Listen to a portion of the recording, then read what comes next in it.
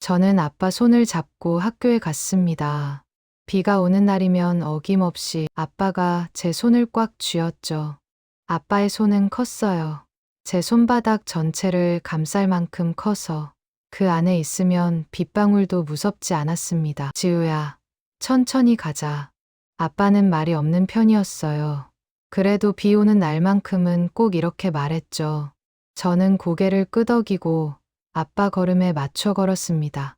우산 밖으로 빗물이 튀었어요. 운동화 끝이 젖었지만 괜찮았습니다. 아빠 손이 따뜻했으니까요. 학교 앞까지 데려다 주고 아빠는 돌아섰어요. 저는 교문을 들어서며 뒤돌아봤습니다. 아빠는 우산을 접으며 천천히 걸어가고 있었죠. 등이 조금 굽어 보였어요. 그때는 몰랐습니다. 그 등이 얼마나 무거운 걸 견디고 있었는지. 집에 돌아오면 엄마가 있었어요. 부엌에서 무언가를 볶는 소리가 났습니다. 엄마는 늘 바쁘게 움직였어요. 저녁 준비를 하다가도 냉장고 옆 서랍을 열어 뭔가를 적곤 했죠. 엄마, 뭐 써? 응. 반찬 만드는 법 까먹을까봐. 엄마는 웃으며 공책을 덮었습니다. 레시피 노트였어요. 표지가 낡아서 모서리가 해졌지만 엄마는 그 노트를 소중히 다뤘습니다. 엄마는 왜 맨날 요리책 봐? 지우 입맛에 맞는 거 만들어야지. 그게 전부였어요. 엄마는 더 설명하지 않았습니다. 저도 더 묻지 않았죠. 엄마가 해주는 밥은 맛있었으니까요. 거실 장식장에는 멈춘 시계가 있었습니다. 회중시계였어요. 시계바늘은 12시 7분을 가리킨 채 멈춰 있었습니다. 아빠, 이 시계 왜 안 가? 응, 고장났어. 고치면 되잖아. 그래야지. 아빠는 시계를 만지작거리다가 다시 장식장에 올려놨습니다. 저녁 식사 시간이었어요. 엄마가 김치찌개를 끓였습니다. 김이 모락모락 올라오는 뚝배기를 식탁 가운데 놓았죠. 아빠는 밥을 떠서 제 그릇에 담아줬어요. 오늘 학교에서 뭐 했어? 엄마가 물었어요. 우리 가족 그림 그렸어요. 잘 그렸어? 응, 선생님이 잘 그렸대요. 엄마는 웃었습니다. 아빠도 고개를 끄덕였죠. 그날 밤 잠들기 전 저는 이불 속에서 생각했어요. 아빠 손은 따뜻했습니다. 엄마가 끓인 찌개는 맛있었죠. 장식장 시계는 여전히 멈춰 있었지만 집 안의 시간은 흘러가고 있었어요. 저는 그걸 몰랐습니다. 그 시계가 왜 12시 7분에 멈췄는지, 그 시간이 제 시작과 연결되어 있다는 걸, 그리고 그 멈춤 속에 얼마나 많은 사랑이 담겨 있는지, 그때의 저는 그냥 행복했어요. 비 오는 날 아빠 손을 잡고 걷는 게, 엄마가 끓인 찌개를 먹는 게, 그게 전부였습니다. 사랑은 말이 아니라 손의 온도로 기억되는 거였죠. 저는 아직 몰랐지만 그 온도는 평생 제 안에 남을 거였습니다. 저는 초등학교 5학년이 되었습니다. 키도 많이 컸고 친구들도 많아졌죠. 학교 앞에서 아빠를 만나는 게 조금 부끄러워지기 시작했어요. 아빠, 나 혼자 갈래. 친구들이 다 혼자 다녀. 아빠는 잠시 망설이다가 고개를 끄덕였습니다. 그날부터 저는 혼자 학교에 갔어요. 비가 와도 혼자 우산을 썼습니다. 아빠 손은 더 이상 제 손을 잡지 않았죠. 집에서도 달라졌어요. 엄마 말이 자꾸 귀에 거슬렸습니다. 지우야, 숙제는 했어. 방 정리 좀 해. 나중에 할게요. 나중에는 또 언제야? 지금 해. 엄마 목소리는 날카로웠어요. 저는 짜증이 났습니다. 엄마는 맨날 잔소리만 해. 알아서 한다니까요. 저는 방문을 쾅 닫았어요. 가슴이 두근거렸습니다. 화가 났지만 동시에 무서웠죠. 아빠는 아무 말도 하지 않았습니다. 거실 소파에 앉아 신문을 보고 있었죠. 저는 그게 더 답답했어요. 아빠는 늘 그랬습니다. 조용했어요. 저는 그 침묵이 무관심으로 느껴졌습니다. 학교에서 발표를 했어요. 사회 시간이었죠. 저는 준비한 자료를 친구들 앞에서 발표했습니다. 지우가 발표를 정말 잘하네요. 자신감이 넘쳐요. 선생님이 칭찬했습니다. 저는 기분이 좋았습니다. 집에 가서 엄마한테 말하고 싶었죠. 학교 어땠어? 엄마가 물었습니다. 그냥 그랬어요. 저는 방으로 들어갔습니다. 왜 말을 안 했을까요? 칭찬받고 싶었는데 정작 엄마 앞에서는 입을 다물었어요. 어쩌면 엄마가 대수롭지 않게 넘길까봐 두려웠던 것 같습니다. 며칠 뒤였습니다. 담임 선생님이 엄마를 따로 불렀어요. 저는 몰랐죠. 선생님이 엄마한테 쪽지를 건넸다는 걸. 지우가 발표를 참 잘해요. 자신감 칭찬 많이 해주세요. 엄마는 그 쪽지를 받아 들고 집에 왔습니다. 저한테 보여주지 않았어요. 대신 앨범 속에 끼워 넣었죠. 저는 그걸 몰랐습니다. 엄마가 제 일을 신경 쓴다는 것도, 선생님 말을 소중히 간직한다는 것도.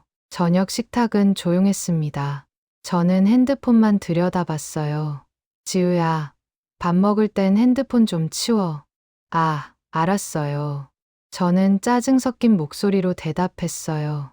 엄마는 한숨을 쉬었습니다. 저는 밥을 빨리 먹고 방으로 들어갔습니다. 방문을 닫고 침대에 누웠어요. 가슴 한구석이 답답했어요. 뭔가 잘못되고 있다는 느낌이 들었지만 뭐가 잘못인지는 몰랐습니다. 그날 밤 엄마가 제 방문을 두드렸습니다. 지우야, 자니? 아직 안 잤어요. 잘 자렴. 짧은 대화였어요. 문 너머로 엄마 발소리가 멀어졌죠. 저는 이불을 덮으며 생각했어요. 엄마는 나를 이해 못해. 아빠도 관심 없어. 하지만 그게 오해였다는 걸 저는 한참 뒤에 알았습니다. 사랑은 자주 오해되는 거였어요. 말로 전해지지 않으면 우리는 쉽게 모른 척했죠. 저도 그랬고 엄마도 그랬습니다. 서로 사랑하면서도 서로를 몰랐어요. 저는 고등학생이 되었습니다. 사춘기 한가운데 있었죠. 거울을 볼 때마다 제 얼굴이 싫었어요. 성적표를 받을 때마다 제 점수가 싫었습니다. 이번엔 몇 등이야? 엄마가 물었어요. 그냥 중간이요. 중간. 지난번보다 떨어진 거야? 엄마 표정이 굳었어요. 지우야, 넌 할 수 있는 애야. 알면서 왜 이래? 옆집 은지는 전교 10등 안에 든다며? 그 말을 듣는 순간 머릿속이 하얘졌어요. 가슴이 답답했습니다. 엄마는 왜 맨날 남이랑 비교해요? 나는 은지가 아니에요. 나 좀 냅둬요. 저는 소리를 질렀어요. 가방을 들고 방으로 들어가 문을 쾅 닫았습니다. 손이 떨렸어요. 며칠 뒤 옆집 영자 이모를 마주쳤어요. 어머, 지우 아니야? 요새 엄마랑 많이 싸운다며? 근데 말이야, 내 엄마도 너만 했을 땐 말을 못했대. 집안 형편이 어려워서 공부를 못했거든. 그래서 너한텐 꼭 공부시키고 싶었나 봐. 영자 이모는 웃으며 계단을 내려갔어요. 저는 멍하니 서 있었습니다. 엄마 이야기는 처음 들었어요. 집에 들어갔습니다. 엄마는 부엌에서 설거지를 하고 있었어요.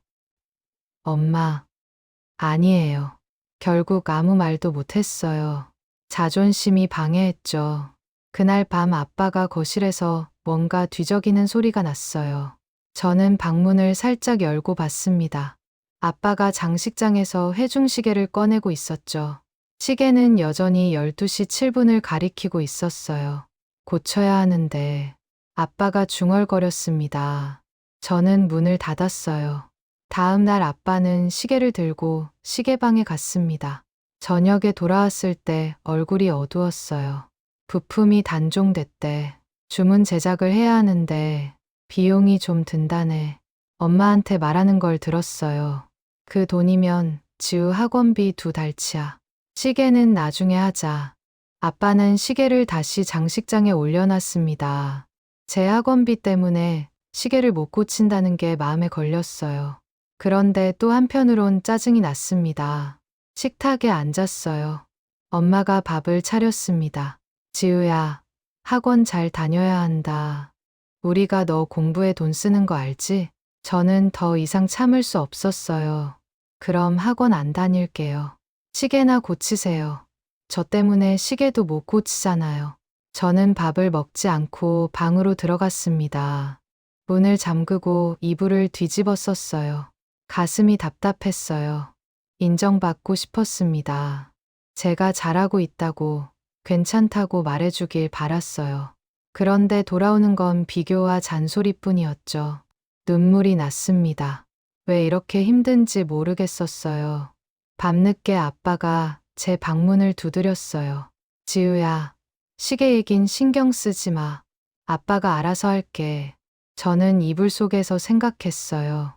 인정받고 싶은 마음은 때로 칼날이 되는 것 같았습니다. 제 마음을 베고, 엄마를 베고, 아빠를 베었어요. 우리는 모두 상처받고 있었습니다.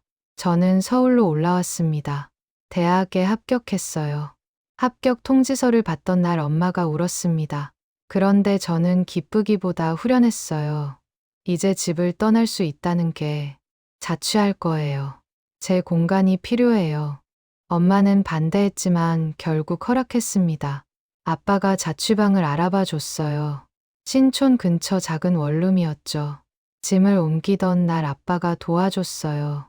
무거운 짐을 들고 계단을 올랐습니다. 아빠 이마에 땀이 맺혔어요. 아빠, 괜찮아요.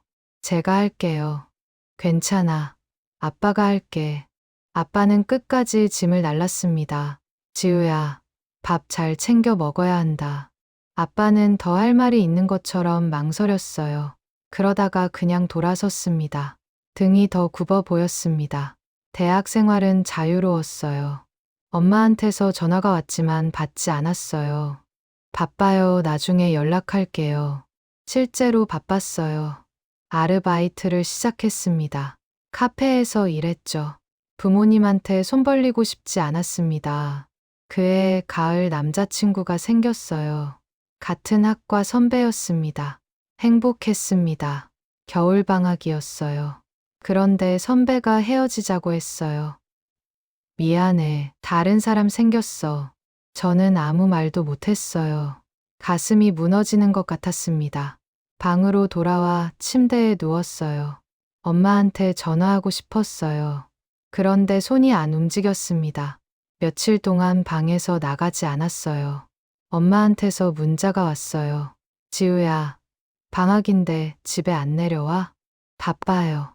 더 이상 문자가 오지 않았어요. 그날 밤, 집에서 무슨 일이 일어나고 있는지 몰랐어요. 아빠가 제 방에 들어가 책상 서랍을 열어봤다는 걸, 연필이 무뎌진 걸 보고 깎아뒀다는 걸, 엄마는 레시피 노트 끝장에 뭔가를 적었죠. 지우에게 라는 글자와 함께. 저는 몰랐어요. 부모님이 저를 생각하고 있다는 걸. 봄이 왔습니다. 저는 아르바이트를 늘렸습니다. 더 바쁘게 살았죠. 어느 날 카페에서 일하다가 손님을 봤어요. 딸과 함께 온 아빠였습니다. 아빠가 딸 손을 잡고 자리에 앉았죠. 그 모습을 보다가 가슴이 뭉클했어요. 비 오는 날 아빠 손을 잡고 걷던 기억이 났습니다. 저는 고개를 돌렸어요. 그날 밤 엄마한테서 전화가 왔습니다. 오랜만이었어요. 지우야, 잘 지내니? 네, 잘 지내요. 짧은 대화였어요. 더 할 말이 없었습니다. 전화를 끊었어요. 창밖을 봤습니다. 서울 야경이 보였어요. 불빛이 많았지만 외로웠습니다. 집이 그리웠어요. 엄마가 끓인 찌개가 생각났습니다. 아빠 손도 생각났죠. 그런데 돌아가고 싶지 않았어요. 아직 당당하지 못했으니까요. 저는 창문을 닫았습니다. 그리고 책상 앞에 앉아 공부를 했어요. 더 열심히 살아야 했습니다. 언젠가 부모님 앞에 당당히 설 수 있을 때까지. 저는 취직했습니다. 작은 회사였지만 정규직이었어요. 첫 월급을 받던 날 기뻤습니다. 회사에는 최도윤 선배가 있었어요. 저보다 5살 위였습니다. 일을 정확하게 했고 말이 적었어요. 프로젝트를 같이 하게 됐어요. 제가 실수를 했습니다. 이 부분 다시 확인해 봐요. 죄송합니다. 죄송하다고만 하지 말고 왜 틀렸는지 생각해 봐요. 말투가 날카로웠어요. 저는 기분이 상했지만 참았습니다. 금요일 저녁 회식이 있었어요. 술을 마시며 이야기를 나눴죠. 우리 부모님은 진짜 답답해요. 맨날 잔소리만 하고 제 얘기는 안 들어요. 도윤 선배가 끼어들었습니다. 그럼 누가 새벽에 네 도시락 싸줬을까? 대학 때 자취했다며. 냉장고에 반찬 있었지. 어른이면 혼자 챙겨야지. 근데 넌 챙겨줄 사람 있었잖아. 저는 가만히 앉아 있었어요. 가슴이 따끔했습니다. 그날 밤 생각했어요. 엄마 얼굴, 아빠 얼굴. 오랜만에 보고 싶었습니다. 주말에 내려가기로 마음먹었어요. 토요일 아침 기차를 탔어요. 집 앞에 도착했을 때 문자를 보냈습니다. 집 앞이에요. 어머, 진짜? 잠깐만 기다려. 아빠랑 장 보러 나왔어. 저는 열쇠로 문을 열고 들어갔어요. 집은 조용했습니다. 오랜만에 맡는 냄새였죠. 부엌으로 갔어요. 냉장고 옆 서랍을 열었습니다. 레시피 노트가 있었어요. 저는 꺼내서 펼쳤습니다. 페이지마다 요리 이름과 재료, 조리법이 적혀 있었어요. 끝장으로 넘기자 봉투가 있었습니다. 지우에게라고 적혀 있었죠. 손이 떨렸습니다. 뜯을까 말까 망설였어요. 궁금했지만 동시에 두려웠습니다. 저는 결국 봉투를 다시 노트에 끼워 넣었어요. 서랍을 닫았습니다. 자존심이었어요. 엄마한테서 문자가 왔어요. 곧 들어갈게. 저녁 뭐 먹고 싶어? 해가 기울고 있었어요. 저는 가방을 챙겼습니다. 엄마, 미안해요. 급한 일 생겨서 서울 올라가요. 저는 집을 나섰어요. 기차를 타고 서울로 돌아갔습니다. 창밖은 어두웠어요. 제 얼굴이 유리창에 비쳤습니다. 왠지 초라해 보였죠. 그날 밤 도윤 선배의 말이 계속 맴돌았어요. 누가 새벽에 네 도시락 싸줬을까? 옆집 영자 이모 말도 생각났습니다. 엄마도 너만 했을 땐 말을 못했다고. 그래서 제게 꼭 시키고 싶었다고. 그리고 봉투. 지우에게라고 적힌 그 봉투. 안에 뭐가 들었을까요? 저는 열어보지 못했어요. 두려웠으니까요. 침대에 누워 천장을 봤습니다. 가슴 한구석이 무거웠어요. 뭔가 놓쳤다는 생각이 들었습니다. 핸드폰에서 알림이 왔어요. 엄마 문자였습니다. 조심히 들어가. 밥 잘 챙겨 먹어. 저는 답장하지 않았어요. 핸드폰을 옆에 놓고 눈을 감았습니다. 사랑의 기록은 물건 속에 숨어 산다는 걸 그때는 몰랐어요. 레시피 노트 한 장 한 장이, 깎아놓은 연필 하나하나가, 냉장고 가득 채운 반찬 하나하나가 전부 사랑이었다는 걸 저는 보지 못했습니다. 어느 날 저는 프로젝트를 망쳤습니다. 회사에서 맡은 큰 프로젝트였어요. 3개월 동안 준비했죠.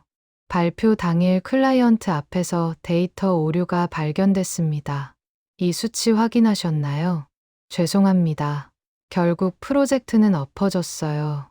팀장이 저를 불렀죠. 죄송하다고 되는 게 아니에요. 저는 고개를 숙였어요. 눈물이 날 것 같았지만 참았습니다. 퇴근 후 집에 도착했어요. 어두운 방이었습니다. 불을 켜지 않고 침대에 누웠어요. 모든 게 무너지는 것 같았어요. 부모님한테 당당하게 보이고 싶었는데 이 모양이에요. 핸드폰이 울렸어요. 엄마였습니다. 저는 받지 않았어요. 1시간쯤 지나 아빠한테서 전화가 왔어요. 지우야, 엄마가 병원에 있어. 갑자기 쓰러져서 응급실 갔다. 심장이 멎는 것 같았어요. 저는 벌떡 일어났습니다. 가방을 챙기고 집을 나섰어요. 병실 문을 열었어요. 엄마가 침대에 누워 있었습니다. 얼굴이 창백했어요. 엄마, 괜찮아. 2주 정도 입원해야 한대. 저는 엄마 손을 잡았어요. 손이 차가웠습니다. 언제 이렇게 말랐을까요? 아빠가 복도로 나오라고 했어요. 엄마가 요새 많이 힘들어했어. 작년부터 마트에서 일 시작했거든. 너 학자금 대출 갚으려고. 저는 아무 말도 못했어요. 아빠는 주머니에서 회중시계를 꺼냈어요. 이 시계 말이야. 예정일보다 너가 빨리 태어난 날 너 태어나고 7분 뒤에 멈췄어. 진통은 엄마 부축해서 병원 가던 길에 계단에서 미끄러졌거든. 엄마는 피를 흘리고 있었는데도 너 잘못될까봐 너만 걱정했어. 저는 눈물이 났습니다. 다음 날 아침 집에 잠깐 들렀습니다. 부엌으로 갔어요. 냉장고 옆 서랍을 열었습니다. 레시피 노트를 꺼내서 끝장을 펼쳤어요. 봉투가 있었죠. 지우에게. 이번엔 열었어요. 손이 떨렸지만 뜯었습니다. 안에 편지가 들어 있었어요. 지우야, 널 혼자 내보낸 적 없단다. 너의 손이 커질수록 엄마 손은 작아진단다.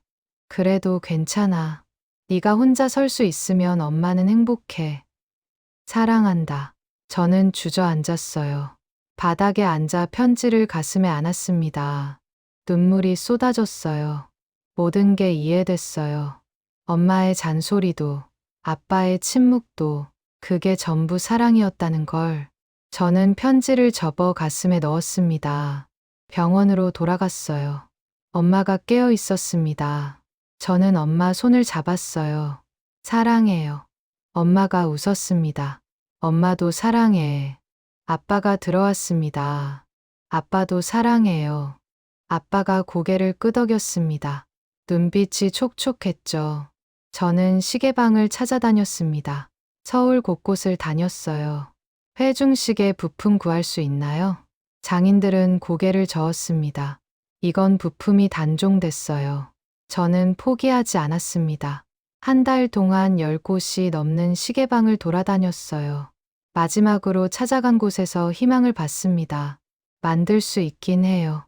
2달 걸리고 장인이 말한 금액은 제 월급 2달치였어요. 저는 망설이지 않았습니다. 계약금을 냈어요. 그날부터 저는 아꼈습니다. 점심은 도시락을 싸 먹고 커피는 끊었어요. 퇴근 후 아르바이트도 시작했습니다. 2달이 지났어요. 시계방에서 연락이 왔습니다. 저는 퇴근하자마자 달려갔어요. 장인이 시계를 내밀었습니다. 시계바늘이 움직이고 있었죠. 째깍, 째깍, 째깍. 소리가 작았지만 또렷했어요. 저는 가슴이 뛰었습니다. 아빠 생신이 다가왔습니다. 11월이었어요. 저는 금요일에 휴가를 내고 집으로 내려갔습니다. 어머, 지우야. 엄마가 반겼어요. 예전보다 많이 나아 보였습니다. 아빠는 거실에 앉아 계셨어요. 저는 가방에서 상자를 꺼냈습니다. 이거 생신 선물이에요. 아빠가 조심스럽게 포장을 뜯었어요. 상자를 열자 회중시계가 나왔습니다. 고쳤어요. 이제 움직여요. 아빠가 시계를 들어 올렸어요. 시계바늘이 돌아가고 있었습니다. 째깍, 째깍, 째깍. 작은 소리가 거실에 울려 퍼졌죠. 아빠의 눈가가 붉어졌어요. 26년 동안 멈춰 있었잖아요. 이제 다시 가야죠. 아빠는 아무 말도 하지 못했어요. 그냥 시계를 꼭 쥐고 있었습니다. 엄마가 다가와 제 어깨를 감쌌어요. 저는 28살이 되었습니다. 회사에서 승진했고 엄마는 건강을 되찾았습니다. 아빠는 여전히 과묵했지만 가끔 웃었어요. 일요일 오후였어요. 언니가 조카를 맡겼습니다. 7살 준호였죠. 이모, 배고파. 떡볶이 먹고 싶어. 저는 준호를 데리고 나갔어요. 손을 잡았습니다. 작은 손이었어요. 따뜻했죠. 길을 걸으며 생각했어요. 어린 시절 아빠가 제 손을 잡았던 것처럼 이제 제가 누군가의 손을 잡고 있었습니다. 떡볶이 가게에 도착했어요. 준호가 신나게 이야기했습니다. 이모, 나 학교에서 우리 가족 그렸어. 선생님이 잘 그렸대. 저는 옛날이 떠올랐어요. 선생님이 칭찬했고 집에 가서 엄마한테 말하고 싶었던 기억. 준호가 떠나고 저는 혼자 남았어요. 핸드폰을 꺼내 엄마한테 전화했습니다. 엄마, 나야. 그냥 목소리 듣고 싶어서. 어머, 우리 딸이 이렇게 전화를 다 하네. 자주 할게요. 이번 주말에 집에 올래?